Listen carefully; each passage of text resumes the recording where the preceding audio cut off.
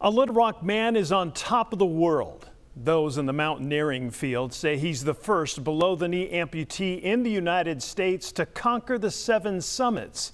He earned that title on October 16th after scaling his last mountain, Carstensz Pyramid, in Indonesia. But this rare accomplishment was no easy feat. Not only is it dangerous, it also requires immense patience, physical and mental strength, and an endless supply of determination. Yay, standing on top of Carstensz, my 7th summit. How does one conquer the 7 highest peaks on all 7 continents? If you're Jeff Glasbrenner, it started 11 years ago with a random encounter at an indoor climbing gym in Colorado. The group leader said, hey, you know, we're going to go climb the Grand Tetons in 2 days. We had a teammate fall and break a leg. He goes, you know, we have a spot available if you want to go climb. Despite having never set foot on a mountain, he didn't hesitate and reached the nearly 14,000-foot summit.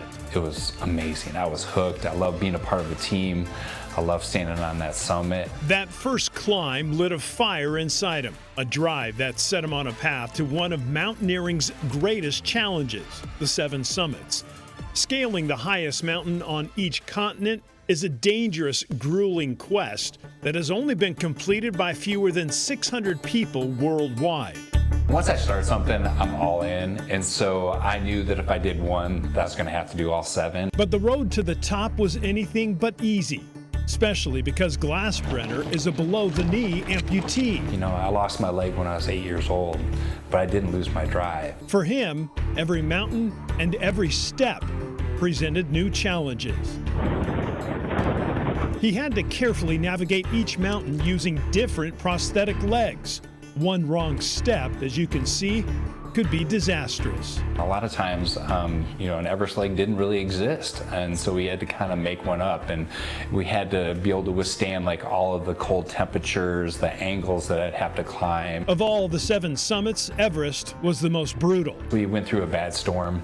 We had 60 to 70 mile an hour winds, so it knocked us down. We get back up. Especially when he entered the death zone, an area above 26,000 feet, where there isn't enough oxygen for the human body to survive for long. And we were totally destroyed. We had to spend an extra night in the death zone, and it was one of the hardest things I've ever gone through. Physical challenges come with the territory, but it's the mental battles that can break you. That was true on Denali when his team reached 17,000 feet. We saw an individual fall almost 1,000 feet, and it was super scary. It's kind of one of those moments of like, do I really need to be doing this? But there's an internal drive inside Glasbrenner that pushes him to do remarkable things. A never-ending flame, ignited not long after losing his leg in a farming accident. Every mountain taught me that, you know, that we can do great things, you know, if we always believe in ourselves. It's also taught me the biggest mountain that we climb is the one within us, because all of us have to conquer that every day.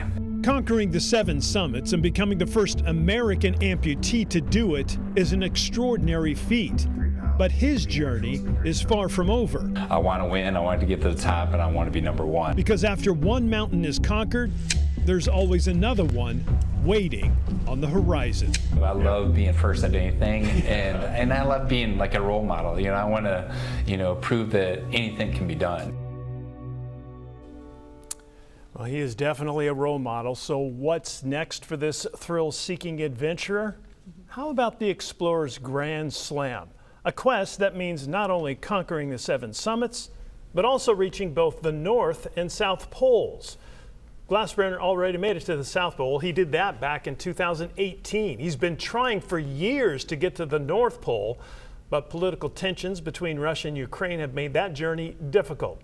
Still, once he checks that final box off, something tells me he will, he could become the first American amputee to complete the Explorer's Grand Slam. And of course, we will keep you posted. And at some point, he's going to go on the circuit and become a motivational speaker. He's already doing that. He has to. Is he doing that? He is already doing it. He does like 10 to 15 appearances every year at major corporations. That's good. Yeah. because, I mean, he has a story to tell. Boy, does he. He's amazing. He is. His entire family's amazing. That's true, too. Yeah. Anyway, good job, Jeff.